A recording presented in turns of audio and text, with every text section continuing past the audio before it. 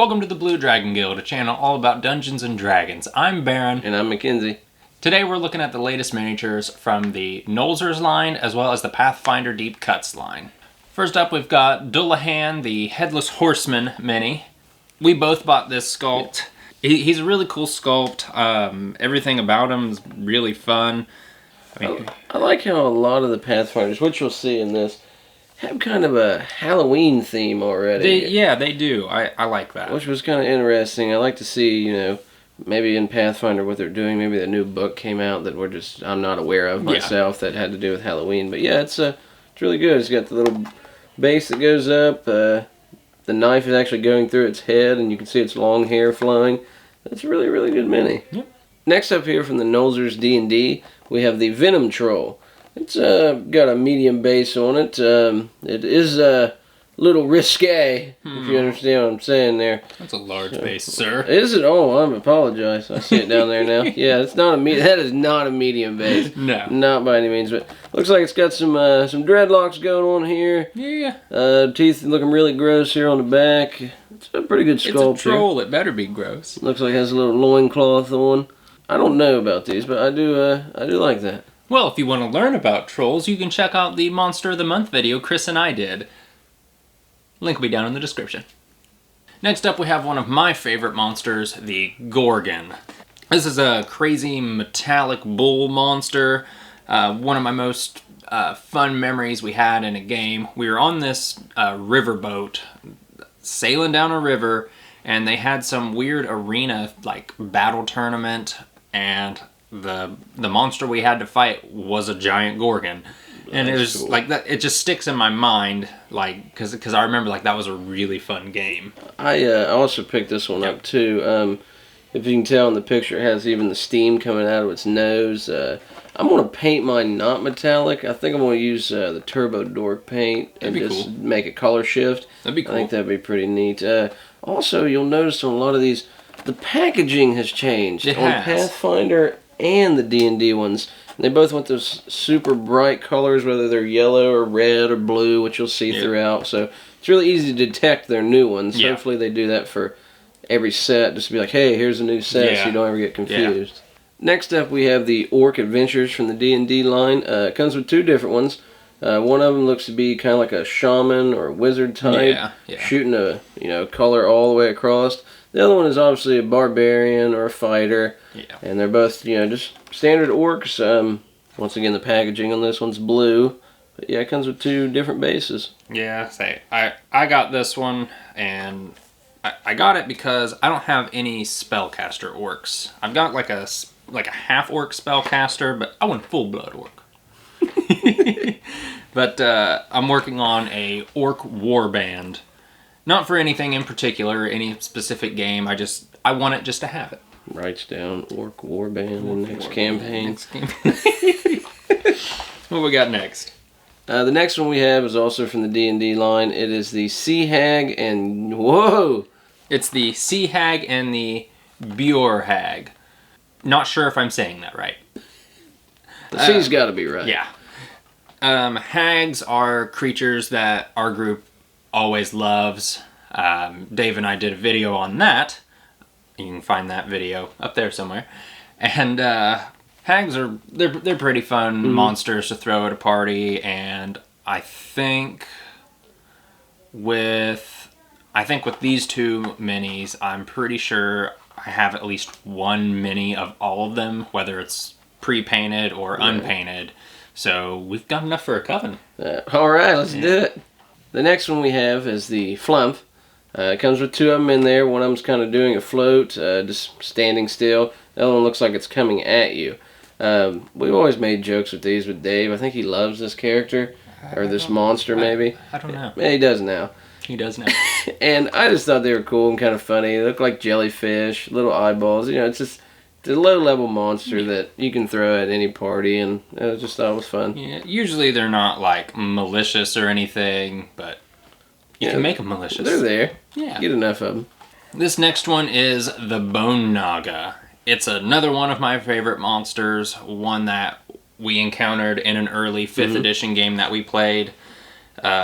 it's a creepy monster. Oh, it looks great. Giant skeleton snake.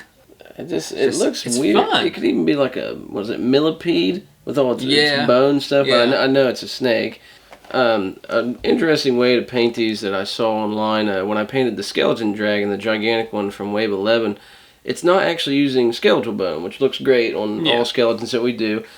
You just take the dark wash and just put it all over it multiple times, and it gives it that bone look. That's cool. And it didn't even use any paint at all. When I painted it and it was this big with its wings, I used 2 paints, and it looks great. Cool. So, I mean, try it out. Maybe you like. If not, prime it again, go again. Next one we have here is the half-elf bard. One of them comes with, looks like a lute or a guitar there on the back. I would say it's a lute, most likely.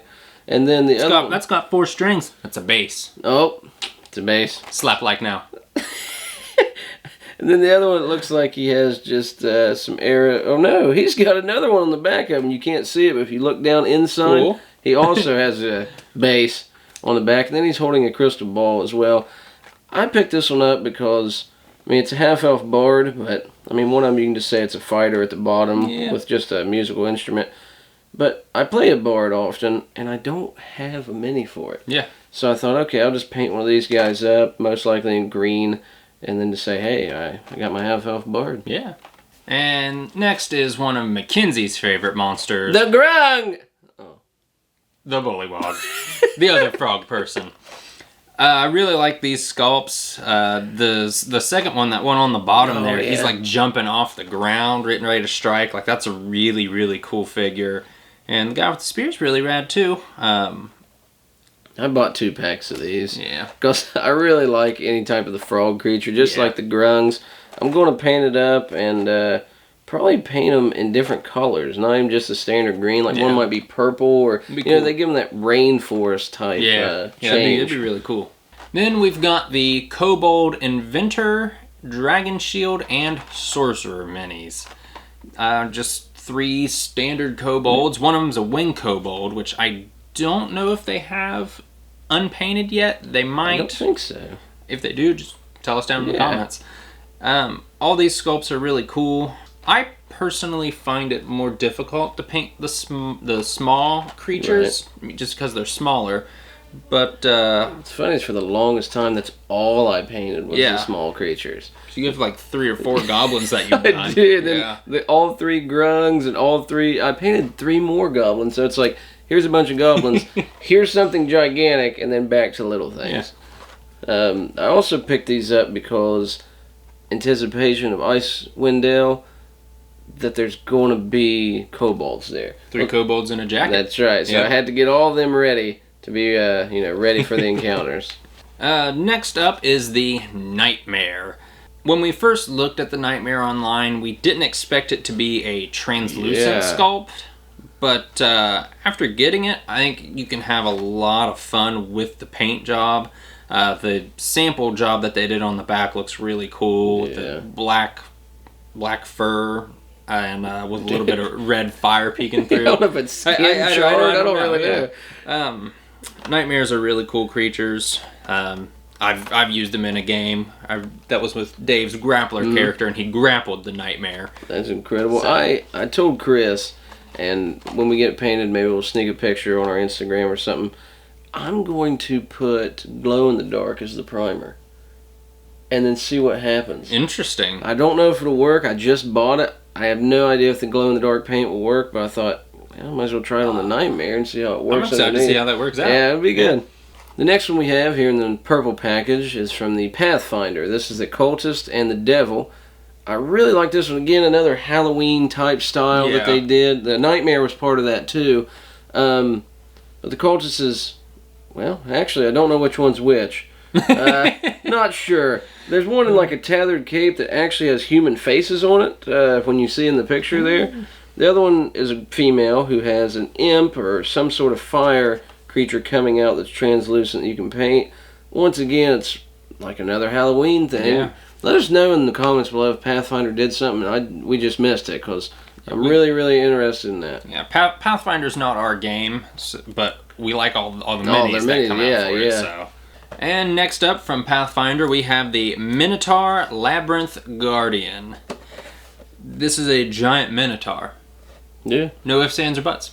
This is a really cool giant model. I think it's just a large size base, but he's pretty huge. Crazy thing, they're doing a lot of translucent on the Pathfinder ones. They are. The Nightmare, the sword, the part of the cultist. So that was their big thing. Yeah. I think you'll have a lot of fun painting this guy. I will. He'll be interesting. Yeah. Another one we have from the D&D is my favorite one from this set. Yeah. Did not expect it to be this big. Price was, it was only like $12.99. Yeah, it's pretty good. It wasn't bad. It is the Storm Giant. I was really excited when I saw this one. Did not think he'd be that big. Did not think he'd be that cheap by being that big. That is help me on the base size there. That's huge. That's huge.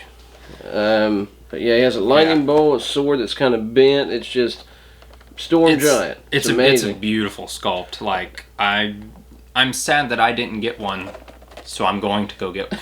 It's great because I've seen a lot of all the other giants that have came out, like Hill Giant and Inferno Giant, Cloud Giant. I've seen all those, and now they finally have the Storm one. So I'm glad they're continuously doing that cycle. It's been cool. He's awesome. The lightning bolt's gonna be great. I think we only have 2 of the giants. Our friend Steve painted up a Hill Giant. And we've got that incredible somewhere around here, and then we've got the Storm Giant. So we've got the lowest level giant, and then the highest.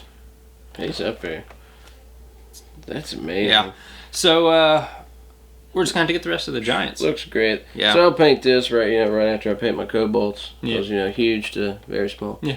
This is a lot of the minis that we got from Wave 12 and the Pathfinder and D&D. These are obviously not all of them. Yeah. Whether it be we could not find them at the time, there were some of them that we just didn't need, or there were just some that we passed on at this moment, which doesn't say we won't get them later. If you ever find any you like, check out your local game store. It's the best way to support. Get any of them that you can find or have, or anything you think you can use. So let us know down in the comments below which mini from Wave 12 is your favorite. I know mine is definitely the Gorgon, and I'll probably paint that up, when I paint all the other minis that I have. That we'll get to someday.